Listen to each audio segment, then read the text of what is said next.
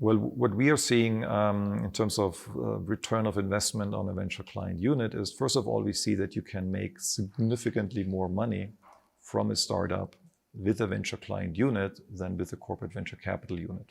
Well, just imagine an example from, in this case, from Apple. So where Steve Jobs decided to license the software of Adobe, and he canceled an internal project they had at Apple, and they used the software of Adobe instead, which at that time was a 3-4 person startup out of a garage.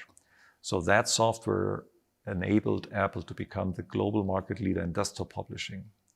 That's billions, right? So how much money can you gain from startup equity? Well, sometimes you're lucky, and most of the time you're not lucky. And even if you have a huge exit, it's not in the hundreds of millions.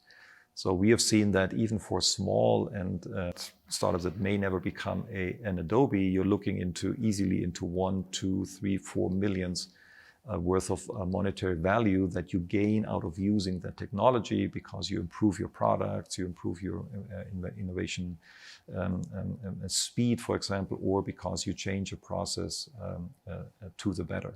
So you have a higher and immediate impact on your P&L applying the venture client model. The other thing is that you can't just work with many, many more startups.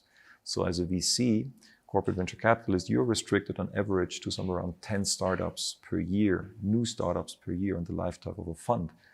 You can significantly bring in more startups with the venture client model. So you have many, many more startups that generate a benefit than you can ever access via alternative models like CVC or accelerators.